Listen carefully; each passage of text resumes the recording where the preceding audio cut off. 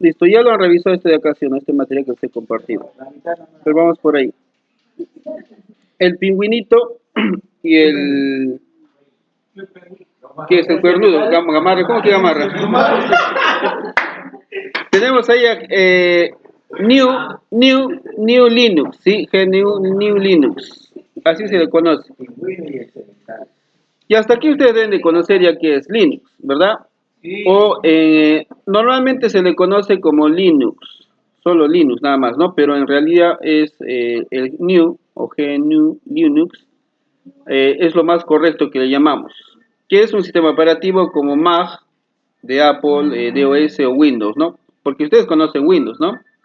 Y me supongo que ya han conocido también Linux. ¿Listo? Entonces, Linux es un software para que tu ordenador te permita utilizar programas como editores de texto, juegos, navegadores de internet, etc. ¿Sí? Es la parte de que es de escritorio, también hay Linux para parte de servidor. Entonces, Linux puede usarse mediante una interfaz gráfica, al igual que Windows, ¿sí? O la Mac, pero también puede usarse mediante líneas de comando como DOS. O sea, trabajo a través de la consola, de una terminal, puro comando. ¿Listo? Crear carpetas, sí, se han hecho DOS el año pasado, ¿no? No. Crear carpetas. CDS, SSL, CD, exactamente. ¿Listo? A través de esos comandos. Eso es la parte de lo que es el... Mediante línea de comandos o una terminal que vamos a hacer ahí. Pero lo más fácil siempre va a ser a través de la interfaz gráfica. Windows se caracteriza por eso, ¿no? Porque es fácil. Simplemente instalamos el programa, incluso para instalar un software, simplemente le haces siguiente y lees los comandos, ¿no? Nada más. Pero cuando es por terminal, tú tienes que escribir el código ahí desde una consola, ¿no? Desempaquetar todo ese tema. ¿Listo? Entonces tenemos las dos opciones ahí. ¿Qué más me dice por acá? Nos dice qué es el kernel, que le llamamos, o el núcleo de Linux, ¿no? The Linux kernel is free and open source, dice ahí, ¿no? Acá abajito dice, ¿no? El kernel de Linux es gratuito y de código abierto. ¿Listo? Le llaman el kernel o el núcleo de Linux, que es la que definimos como si fuera el corazón del sistema operativo. Es el encargado de que el software y el hardware, porque ustedes hasta ahorita conocen qué es el software y el hardware, ¿sí o no? De una computadora, lo entienden ahí, lo reconocen rápido, puedan trabajar juntos, ¿no? En este caso, las funciones de kernel se simplifican o son, ¿no? Administrar la memoria, por ejemplo, para todos los programas en ejecución, administración del tiempo del procesador, que estos programas en ejecución se utilizan, acceder a los periféricos, en este caso los elementos y el hardware de entrada y salida, de una forma práctica y cómoda. En el sistema operativo o el hardware, cuando trabajan, tenemos también los periféricos, los de entrada y salida, ¿sí o no? Las que ingresan la información y las que permiten ver la información, ¿no? La de salida. Eso está claro, ¿no? De los dispositivos que ustedes utilizan, cuáles son de entrada y cuáles son de salida. ¿Sí o no? Un ejemplo, a ver. De entrada. De entrada, mouse. USB. Mouse. USB de salida. Uno más puntual, pues. Ya, el mouse. ¿El teclado? También. Entrada. ¿Y de salida? Salida, cámara. ¿Cámara de salida? Una cámara. Sí, pero la cámara no es salida programa. Pues mira, Pedro, una cámara. Salida, pero. Una impresora. La impresora sí, pues. Pero la cámara, ¿qué hace, pues? Captura imagen, ¿sí o no? Claro, ¿Y por dónde miras? ¿Por dónde ves? Por la cámara. Por la cámara la miras. Ahí lo miras la cámara ahí. No se muestra en la pantalla en tu monitor. O sea, es. Ay, O sea, yo miro lo que hay en la cámara, bro. ah, chistosos, ¿no? Estos señores. La pregunta es. Ya no voy a responder. Ya. El único que responde. El usuario de Linux puede adaptar el kernel a sus necesidades, configurarlo y compilarlo en un nuevo kernel o simplemente parcharlo y compilarlo en kernel existentes. En lo que es el kernel, que habla bastante de lo que es el Linux, eso lo utilizan no solo en lo que es en computación, en cualquier dispositivo electrónico, en por decir, las lavadoras, las máquinas de bordar, etcétera, también ahí los incluyen los kernels. Nos los adaptan, por eso nos dice acá en la parte de el usuario de Linux puede adaptar el kernel a sus necesidades, configurarlo y compilarlo un nuevo kernel o simplemente parchear y compilar los kernels existentes, ¿no? Entonces, en esa parte es muy versátil, no es como el Windows, ¿no? Que es más cerrado, o como la Mac, recontra cerrado ya. ¿Listo? Porque aquí hay varias distribuciones según las necesidades del usuario. No lo utilizamos nosotros mucho porque aquí en Perú pues entró más el Windows, ¿no? Y ya no se utiliza. ¿Quiénes utilizan el Linux? Solo para servidores web, ¿no? Servidores, para ese tema es más utilizado. Si alguien pone su negocio, su cabina de internet en Linux, se muere de hambre, ¿no? ¿Cómo sabe? No hay compatibilidad entre... No es que sea malo, ¿no? Pero simplemente no es muy útil. ¿Listo? Te lo regalo. ¿De quién será pues? ¿No? Listo. Ya ustedes van a revisar, vamos a revisar todo eso rapidito, nomás por acá tenemos también el mapa de cómo está, cómo es la interacción del kernel con lo que es los diferentes dispositivos. Listo, ahí están los teclados, monitor, la impresora, la red, todo eso de ahí, ¿no? El CPU, el hardware y lo que son todos los puertos de ahí. Aquí también tienen, si lo han revisado y han leído, lo que es el kernel o el núcleo que estamos hablando ahí, ¿no? Parte fundamental de un sistema operativo, se encarga de administrar y controlar todos los programas, además es responsable de crear y destruir espacios de memoria.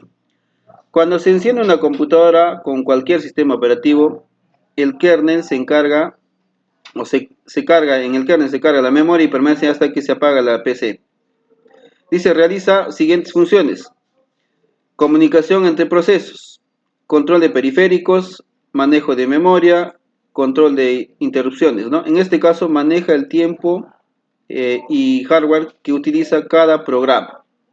Y se llama este proceso, lo llamamos el multiplexado, ¿no? Ese manejo del tiempo del hardware que utilizará cada programa, ¿no? Entonces, vamos a ir viendo cómo el kernel interactúa tanto como el hardware como el software, con el hardware y el software. Y acá tenemos también por acá el sistema operativo y el kernel. En este caso dice, no, se comunica con el usuario. En este caso, ¿quién se comunica con el usuario? El sistema operativo. A su vez, el sistema operativo se comunica con el kernel y el kernel con el hardware. Ahí está claro el tema de cómo funciona o interactúa el kernel, ¿no? Ustedes conocen cuál es el sistema operativo, ¿verdad? En este caso es Linux o el Windows que conocemos. ¿Saben quién es el sistema operativo? Y ese sistema operativo, ¿con quién interactúa? Con el usuario. Ustedes manejan el sistema operativo, ¿sí o no? ¿Listo? Hasta ahí está claro, ¿verdad? El sistema operativo también dice se comunica con el kernel, que es el núcleo que llamamos, y ese kernel es el que se comunica o el kernel es el que interactúa con el hardware. ¿Y de qué hardware estamos hablando?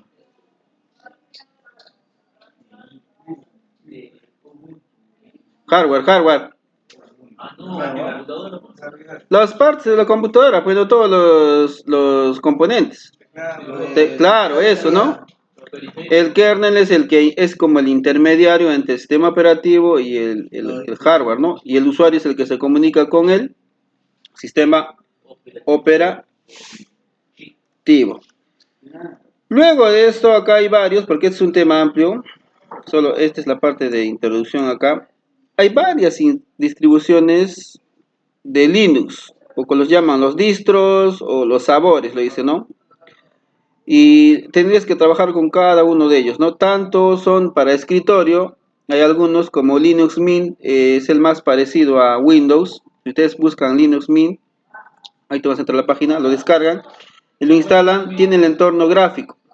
Como algunos que van a ser por consola o terminal, podría ser el Ubuntu también, servidor ahí, Debian o el Kali-Linux, entre otros, ¿no? Pero cada uno de ellos tienen ciertas características para un propósito, por decir, para un trabajo puntual. No son, están implementados según las necesidades del usuario. Entonces, por ejemplo, vamos a entrar aquí, vamos a buscar acá Linux. Este de acá es bonito. Bueno, a mí me gusta el Linux Mint. Este de acá ustedes lo descargan porque ustedes ya saben bootear todo, no simplemente descargan el ISO, lo instalan en su máquina y ya está, ¿no? Pueden hacer la prueba con el VirtualBox también, ¿no? Pero yo sí lo he instalado en una máquina real y sí me gusta. ¿Listo? Son versiones ya anteriores acá, yo he probado con las anteriores, pero esta es la última versión, no sé cómo es, pero es igual que Windows o parecido a la Mac, tiene todo el entorno gráfico. ¿Listo? Incluso hay algunos programas que son multiplataforma, por ejemplo, estamos utilizando el Visual Studio Code, lo puedes instalar y puedes trabajar acá tus páginas web, todo ese tema, ¿no?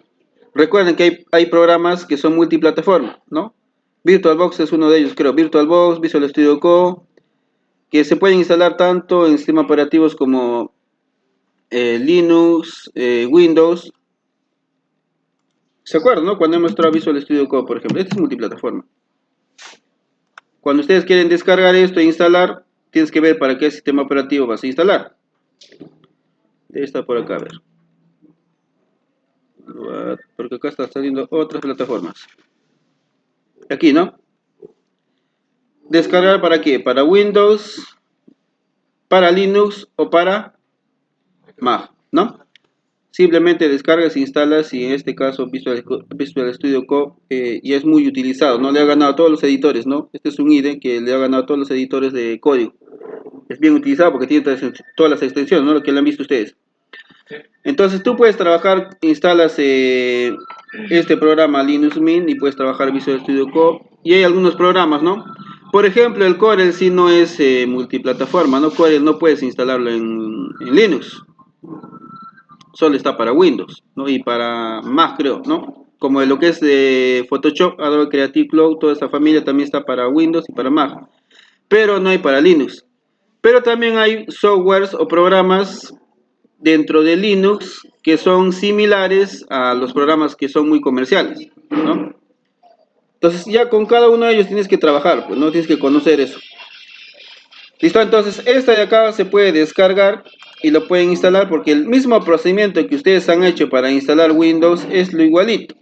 Lo crean el bootable, arrancan del sistema operativo, arranca de la memoria y instalan el sistema operativo y luego instalan todos los programas.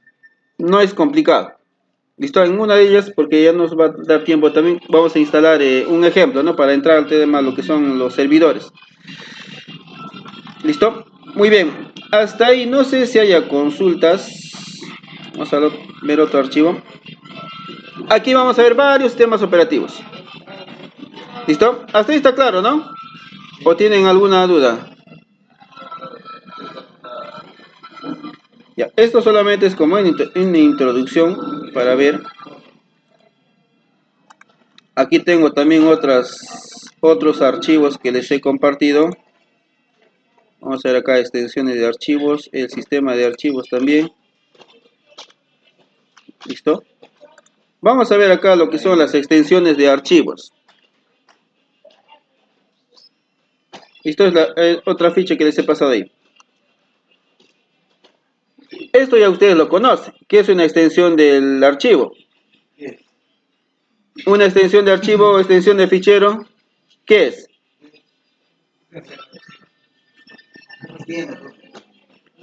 ¿No entiende qué es una extensión de un archivo? Una cadena de caracteres. ¿Nunca han utilizado?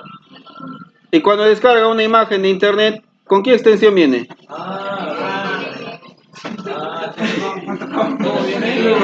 ¿Con .com viene?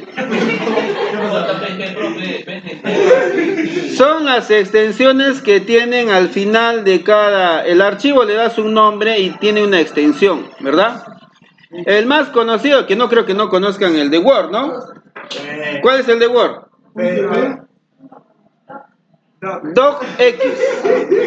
Es DocX, ¿sí? Las últimas versiones. Pero la versión anterior, las antiguas, solo era Doc. ¿No era Excel? Ese es de Excel, pues señor.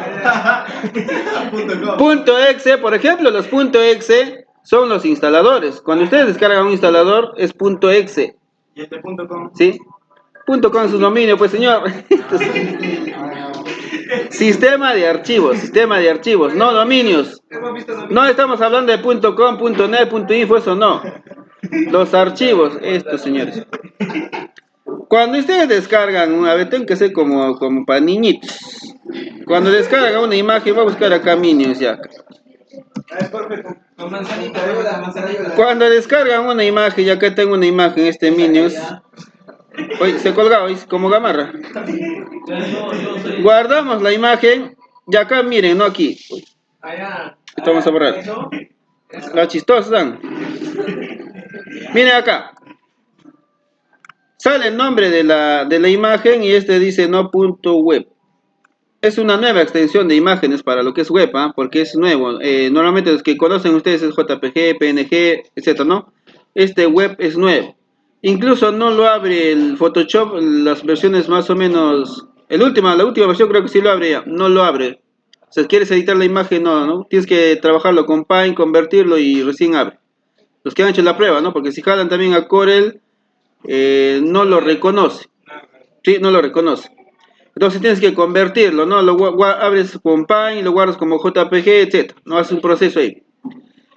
A eso le decimos las extensiones. Listo, a esa extensión. A eso me estoy refiriendo, ¿no? Entonces, a esas extensiones que usualmente están precedidas por un punto, ¿listo? Si ustedes no le colocan esa extensión, a veces el archivo queda inutilizado, ¿no? No abre, no lo va a reconocer. Se han hecho la prueba, ¿no? ¿No les ha pasado eso? O han habido también, o hay virus que le cambian o le borran eso, no simplemente tú le agregas la extensión y ya abre el archivo. ¿Listo? Entonces hay que tener mucho cuidado con eso. Su función principal, dice, de esa extensión es diferenciar el contenido del archivo de modo que el sistema operativo disponga el procedimiento necesario para ejecutarlo o interpretarlo. O sea, apenas en el explorador ustedes abren y van a ustedes poder identificar qué tipo de archivo es, si es de Word, es de Corel, de Photoshop, etc., ¿no? Esa es la función principal que tienen esas extensiones. ¿Listo? Entonces, esto es importante saber porque algunos programas de otras plataformas, como en este caso, si tú quieres utilizar programas de Linux en Windows, vas a ver su extensión y no va a poder ejecutarse, ¿no? Porque no funciona ahí, ¿no? Un instalador que bajen de, por ejemplo, acá, ¿no? Por eso es que acá te dice, ¿no? ¿Para qué sistema operativo quieres, ¿no? Si ustedes descargan estas de acá y quieren ejecutarlo en Windows, no va a funcionar. Pero mayormente lo hacen para Windows. Claro, es que todos los de Windows son .exe o están comprimidos son .exe, pero tú descargas este de acá y vas a querer instalarlo en Windows, no va a funcionar, pues no lo vas a reconocer, ¿no? Normalmente si ven por este de acá, por estas extensiones son para Linux, ¿no? Y por acá, que ver, ¿no? Tienen que darse cuenta de eso. Entonces por acá le estoy colocando eso, justamente, y es más para que ustedes sepan también qué extensión tiene cada archivo. ¿Listo? Entonces ya hemos visto que su función principal es diferenciar el contenido del archivo de modo que el sistema operativo se identifique, ¿no?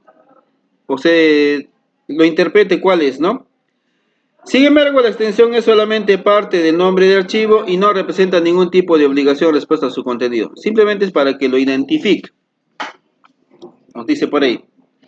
Y por aquí hay un poquito de historia. Dice, ¿no? En los sistemas Unix, en este caso, los nombres de archivos pueden contener cualquier carácter excepto un separador de directorios. Y por lo general no tienen límite en su tamaño o es un límite aceptable, ¿no? La extensión no es un elemento diferenciador, sino una convención dada a los nombres de archivos para reconocer su contenido. Es en Unix. Acá también el de DOS, esa es la que vamos a ver acá. Los nombres de los archivos tenían un máximo, dice, de 8 caracteres, un punto y una extensión de como máximo 3 letras. ¿Listo? Es el estándar que se manejaba.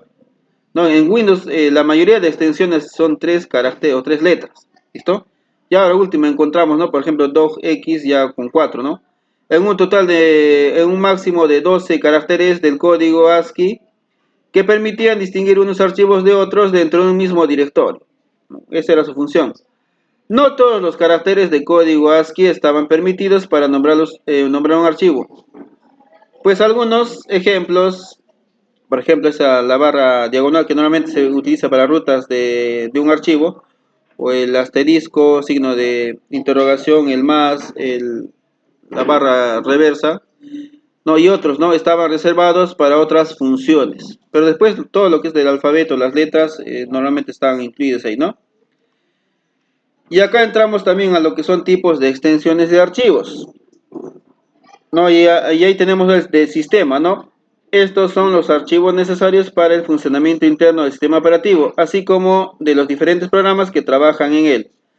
No está recomendado moverlos, editarlos o variarlos de ningún modo porque pueden afectar el buen funcionamiento del sistema, ¿no? Ahí hablamos, por ejemplo, del System 32, ¿no? Algunos se han antojado de borrar el System 32, ¿no? Dentro de ella hay archivos, ¿no? Los DDL, varios. ¿Listo? Entonces son del sistema. Luego tenemos de audio. Los de audio, eso sí las conocen, ¿no? Los de audio, los archivos de audio son todos los que contienen sonido, no solo música, ¿no? Las diferentes extensiones atienden al formato de comprensión utilizado para convertirlos en sonido real en digital, ¿no? Luego tenemos la de video. Los formatos de video no solo contienen imágenes, sino también el sonido que las acompaña. Es bastante habitual que al intentar visualizar un video no podamos ver la imagen, aunque sí oigamos el sonido. También nos muestra esos casos, ¿no? Pero eso sí conocen, ¿no? Y incluso me pueden dar algunos ejemplos ahí. Tipos de extensiones de archivo, también los comprimidos, también los conocen, ¿no? Al menos en Windows los conocen, ¿sí o no? Los formatos de comprensión son de gran utilidad a la hora de almacenamiento de la información, ya que hacen que ésta ocupe menor espacio posible y que se puedan reunir muchos ficheros en una solas imágenes acá, ¿no? Poco hay que decir las imágenes y sus formatos, salvo que cada uno de ellos utiliza un método de representación y que algunos ofrecen mayor calidad de otros. En el tema de las imágenes, según los formatos de imágenes que tienen, el más liviano es el de JPG. Tendría que explicarles cómo es que el algoritmo de cada imagen que está guardado, comprimido, por ejemplo, el JPG, de cada color, de cada píxel de color, cómo lo está guardando. Los colores que se repiten de una imagen los guarda en un algoritmo, así para que pese menos. Un ejemplo, tendría que explicarles cómo se comporta ahí. Vamos a ver varios ahí, ¿no? En esta compresión de imágenes por acá nos dice, ¿no? Luego también cabe destacar que muchos programas de edición gráfica utilizan sus propios formatos de trabajo con imágenes, ¿no? Eso ya tendríamos que ver analizar cada uno de ellos. De texto también, dentro de los documentos de texto hemos de diferenciar entre el texto plano y el texto enriquecido, es decir, que los formatos que sencillamente guardan las letras TXT o log y los que podemos asignarles un tamaño de fuente, color, etcétera, ¿no? Los de DOG, que vendría a ser de Word, ¿no? ¿No? En este caso un cuadro de blog de notas que creamos un TXT básico o algo de Word, ¿no? Que es un documento. Imágenes de CD, estos sí los conocen, ¿no? Hemos hablado bastante de eso, ¿no? ¿Se acuerdan de las ISO? Sí. El ISO, ¿se acuerdan o no? Por acá le he puesto, ¿no? ¿Qué era un ISO?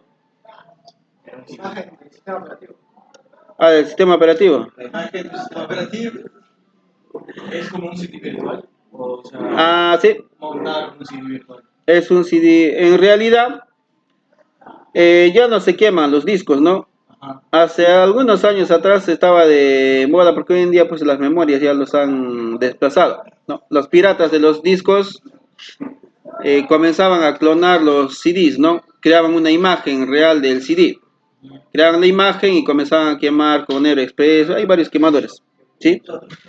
Ese formato, esa imagen del disco lo guardaban en un ISO, ¿no? Después se llama una imagen. Para guardar, acá dice, ¿no? Para guardar en un archivo único incluido dentro de un CD se utilizan las llamadas imágenes de disco. Su nombre proviene de que son exactamente iguales a lo que guardas en el disco, ¿no? El disco, el CD que llamamos, ¿no? El DVD. Como una imagen reflejada en un espejo. Con ellas se pueden hacer múltiples copias idénticas de un disco, ¿no? En este caso el ISO. Por eso es que cuando ustedes abren un ISO, ese ISO que lo utilizan para crear sus booteables, es una imagen, ¿no? Antes los instaladores venían en un CD. Si tú comprabas el Windows, venía en un CD, ¿no? Te entregaban ahí con la licencia. Pero eso ha pasado, pues no ha cambiado. Hoy en día ya simplemente es todo, y todo, descargas de la página el ISO y tienes que comprar la licencia y te lo envían a tu correo. Listo, en este caso nosotros descargamos el ISO, creamos el bootable, incluso de Windows lo descargas de ahí, hay una página, ¿no? Ahí está el ISO. Lo único que te venden es la licencia para activar. Y lo único que hacemos nosotros es, como buenos piratas, agarramos y lo activamos, ¿no? Lo craquean. Recuerden. Craquean, ya está. Pero en realidad, no estoy promocionando la piratería, por si acaso. Claro. Compren su licencia. Compren su licencia. Muy bien, entonces ese ISO, por ejemplo, de acá del Linux Mint, seguramente acá si descargan van a descargar un ISO, ¿no? O de Windows lo van a descargar un ISO. ¿Listo? Y eso es lo que utilizamos para crear el bootable. Ya, aquí vienen los ejemplos de extensiones de archivos, ¿no? Porque arriba estábamos viendo la parte teórica, qué son cada uno, cómo se comportan, de qué están compuestos, etcétera, ¿no? Aquí, por ejemplo, tenemos lo que son de audio, que todos conocen MP3, ¿no? Apenas te dicen alguien un MP3, al toque sabes de qué se trata, ¿no? Se supone, ¿no? Ah, videos. Pero ahora más, ahora ya es MP4, ¿no? Ay. Después, ¿por qué los jalan, pues? Estamos hablando de audio, MP3. Hoy por hoy, el formato más extendido para la comprensión de música, porque ese MP3 está comprimido, de ese audio, no es de buena calidad, por decir, pero sí es el más, pesa menos, ¿no? Entonces, para la comprensión de música en Internet, dice, ¿no? Su alta calidad lograda en un pequeño tamaño lo hace el favorito de la mayoría de los usuarios para comprimir su música y compartirla en red, ¿no? Tenemos también otro que es el OGG. Este formato es totalmente abierto y libre de patentes, no tiene patentes, tan profesional y de calidad como cualquier otro tipo, pero con todos los valores del movimiento open source, ¿no? En algunos casos no se podía reproducir, ¿no? Ya hoy en día los reproductores, en este caso de multimedia, tienes que reproducirlos ahí, ¿no? Ahora, luego tenemos lo de video, ¿no? Ahí sí lo que dice Vera, ¿no? El formato que más conocen era, aquí no está, no le hemos puesto, ¿cuál es? El MP4, ¿listo? Ese es el más comercial, o el que más utilizamos. Luego tenemos acá el AVI, porque son ejemplos acá, ¿no? El punto AVI, formato de video más extendido en Internet, es el AVI, calidad y tamaño son sus mayores valores ante el público, ¿no? También está el MOV, ese formato estándar de video de Macintosh y altamente utilizado en videos para reproducción en páginas web, ¿no? Trailers de publicidad, etc. El MPG, sí, no es JPG, por cierto, MPG, siglas dice Moving Picture Expert Group, también se encuentra como MPG. Listo, ahí tenemos algunos ejemplos. Y ahí también está el MP4, ¿no? Que no lo hemos puesto. Ejemplos de extensiones de archivo, de imágenes, eso también los conocen, ¿sí o no? Deben de conocer cuál es un JPG, PNG, el GIF y el web, ¿no? Al menos, ¿no? Porque hay algunos ya que no los van a conocer, ¿no? Pero deben de saber. El BMP, ¿cuál dices? CDRs de Corel.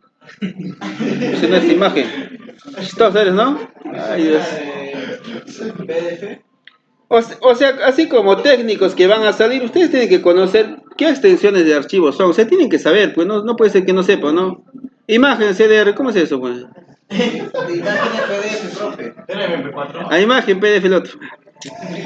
Ya, ahí tenemos el BMP, extensión que nace con el nombre de formato bitmap o mapa de bits, gran calidad, pero tamaño excesivo, son grandes, ¿ah? No suelen ser muy utilizados en Internet por su carga lenta, ¿no?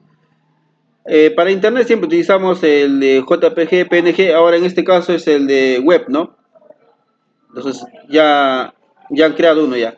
JPG también se le ve como JPE, así dice, ¿no? Y sobre todo como JPG, es uno de los máximos extendidos por su compresión y calidad y en páginas web para logotipos y cabeceras, ¿no? Eso sí conozco. Los GIF. Un tiempo han estado de moda los GIF. Sí. Ya no los conocen ya ustedes de repente, ¿no? Ya no hay mucho, ¿no? Los stickers de WhatsApp, Sí, pero los GIFs eran pues imágenes con movimientos. Eran cuatro imágenes más o menos. Sí, se repetía. ¿Sí? Estas han estado de moda mucho tiempo. Hoy en día ya no se utiliza ya. Pues han quedado ese formato. Este formato cuenta con características que lo hacen ideal para el uso de páginas web, ¿no? Es la posibilidad de darle un fondo transparente e insertarlo en movimiento, ¿no? Con Photoshop se creaban GIF, con Photoshop. No sé si se creaba con Photoshop. No sé si tendrá esa opción, ya no lo he visto ya, pero un tiempo se creaba GIF con Photoshop. Entonces ya no se utiliza mucho eso. De texto está el DOG, para lo que son versiones anteriores, y las últimas versiones es el DOG-X, ¿no? Por ejemplo, en Word, si quieres guardar un archivo para abrirlo con un programa más antiguo, le guardas con DOG, ¿no? Pero hoy en día son con DOG y X al final lo han agregado a todas sus extensiones. También el TXT, formato de texto plano habitual para registro, ¿no? El de blog de notas por ahí, ¿no? Ya está. Eso hemos estado viendo en Windows. También vamos a ver el tema de las extensiones de archivos en lo que es Linux. ¿Listo? Estas sí no las van a conocer algunas. Las extensiones de los archivos han perdido importancia según ha ido pasando los años, sobre todo en comparación con la época dorada de OS, ¿no?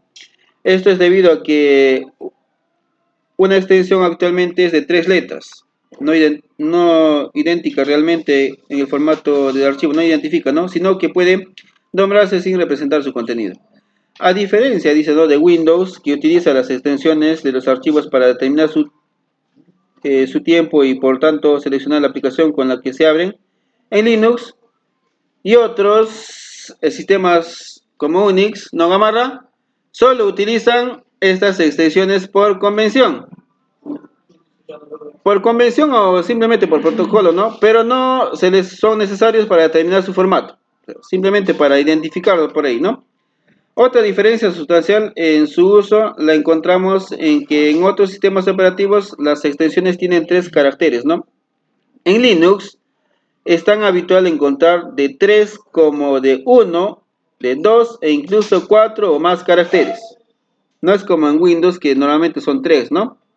Ya, puedes encontrar, dice, ¿no?, de 1, de 3, de 2, de 4 o más caracteres. Solo hace falta investigar un poco por las carpetas del sistema para ver las numerosas y variadas extensiones que existen. A continuación, tenemos las extensiones más usadas en el sistema operativo acá, ¿no? En este caso Linux. Estas sí no las van a conocer, pues, ¿no? Son nuevas. Nos hemos trabajado, ¿no? Las ejecutables, por ejemplo, el ELF, formato binario estándar de Linux. El PL, ¿no?, script en lenguaje PER, dice, ¿no? De PY, script en lenguaje Python. SH, script de Shell, utilizado para crear pequeños programas, ¿no? Miren acá, ejecutables. Códigos fuentes y librerías por ahí también. Librerías estáticas, la C, código del lenguaje C, CPP, código del lenguaje C++, div, conjunto de instrucciones, diferentes cambios a la aplicación parche, H, cabecera de los archivos de programas, ¿no? Miren. LEO, archivos temporales creados por compilación en la librería. La O, archivos temporales creados al compilar un programa. SO, librerías compartidas equivalentes en este caso en Windows, los DLL, ¿no?, que son los que son de sistema, ¿no? Y acá es el SO. Y por acá también comprimidos y empaquetados. Tenemos el ARJ, formato de compresión muy actual hace unos años atrás. El BZ2, archivo comprimido con la herramienta BZIP2. Estos son parecidos a los de WinRAR. El GZ, fichero generado mediante la herramienta gzip, ¿no?, sustituta de la ya anticuada compress, dice acá, ¿no? El RAR, eso sí lo tenemos en Windows, ¿no? Sustituto natural del ARJ, ¿no? El TAR también, archivo de empaquetado sin comprimir, habitual comprimido. O el JZIP, Beta Zip 2, formatos de sección dobles. Entonces, miren, hay varias extensiones acá, ¿no? También TBZ2, archivo resultante comprimido del BZIP 2. TGZ, resultado de comprimido. Hay varios. Ustedes simplemente son ejemplos que estoy mostrándoles. De repente acá, las que van a hacer, las que los van a reconocer, viene a ser este zip, de WinZip que decimos acá, RAR y por aquí el TAR, ¿no? Este de acá. Las demás no los van a identificar de repente. ¿Listo?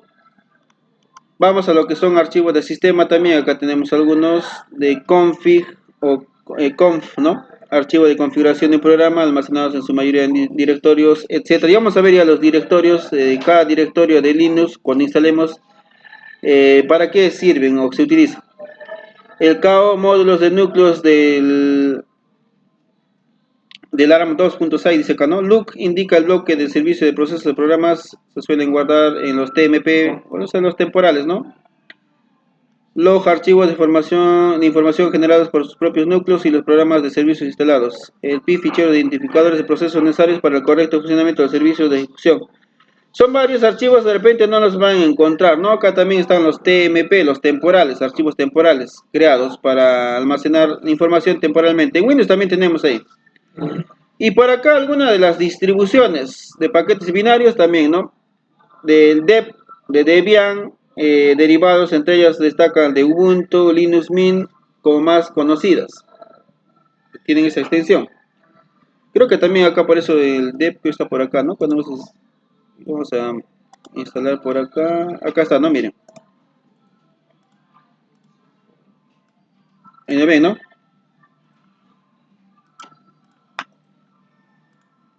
Ahí donde estamos. DSC, archivos de información de código fuente de un paquete en Debian, build script utilizado por Gentoo para compilar e instalar paquetes a partir del código fuente, RPM, usado por Red Hat, Fedora, CentOS, SUSE, Mandriva y derivados, ¿no?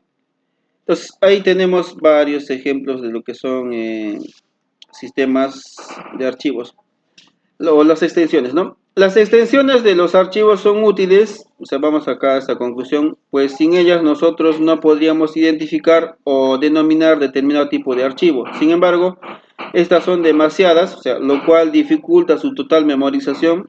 Por eso hay algunas que las conocemos y algunas no sabemos para cuál son, ¿no? Pues son varias. Pero a su vez, esta larga lista de extensiones nos ayudan en su clasificación.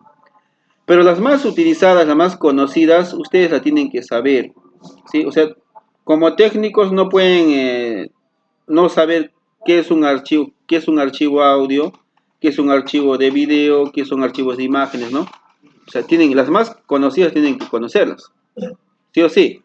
Porque acá les he mostrado una lista de varias que tampoco no las conozco yo, no las he visto, ¿no? ¿Listo?